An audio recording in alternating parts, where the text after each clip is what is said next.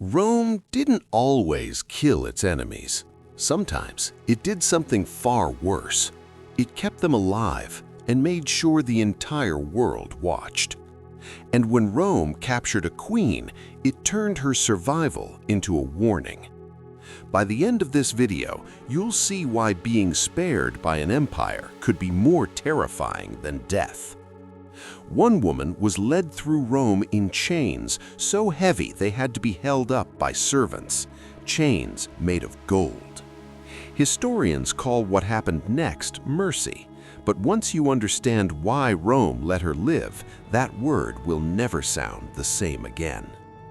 In the 3rd century CE, the Roman Empire was cracking. Civil wars, economic collapse, borders under pressure. And in the East, something unthinkable happened. A breakaway empire formed, not ruled by a Roman general, not by a king, but by a queen. Her name was Zenobia of Palmyra. She didn't just rebel, she conquered. Egypt fell to her. Syria followed. Trade routes that fed Rome's wealth were suddenly no longer Roman. For the first time in generations, Rome wasn't expanding, it was losing. Rome eventually struck back. Under Emperor Aurelian, its legions crushed Zenobia's armies. But defeating her wasn't enough, because Rome didn't believe power was real unless it was seen.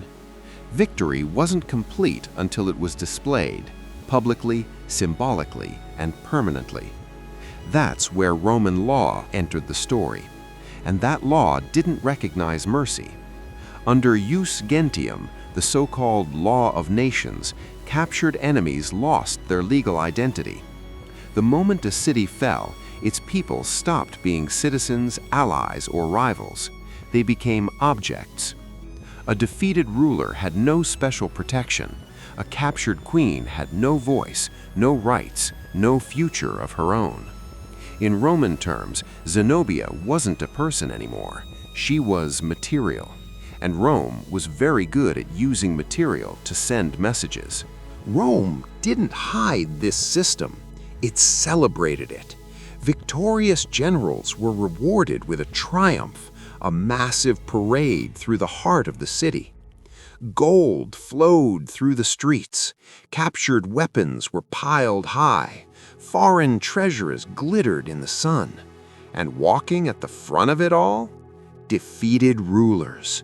Still wearing royal clothing, still recognizable, still alive, bound. The message was unmistakable. No crown stands above Rome. This wasn't unique to Zenobia. In Britain, Queen Boudica led a rebellion that nearly erased Roman rule. After her defeat, Roman historians described punishments carried out publicly, not to restore order, but to annihilate authority. The goal was never just to defeat a leader. It was to break the idea that resistance was possible.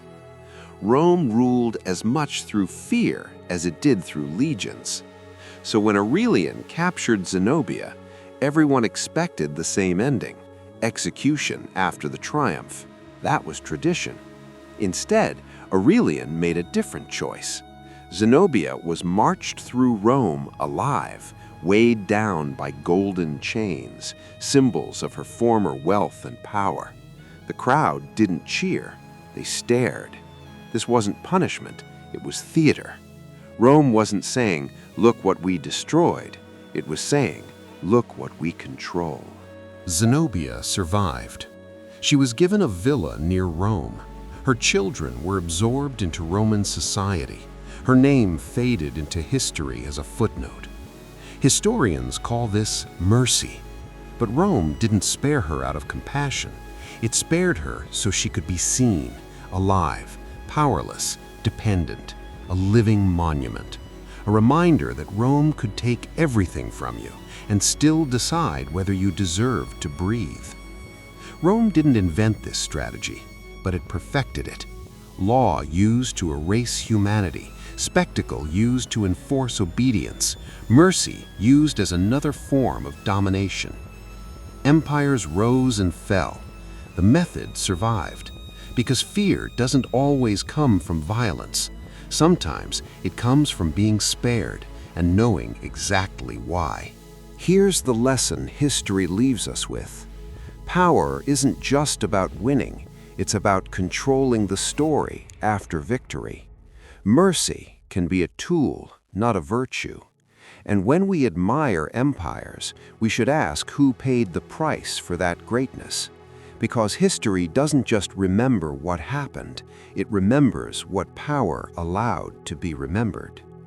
If stories like this make you see history differently, subscribe for more dark, untold truths from the past. And tell me in the comments, was Rome's mercy more cruel than execution? Share your thoughts and share this story with someone who thinks empires were glorious. Because understanding history isn't about nostalgia, it's about seeing power clearly.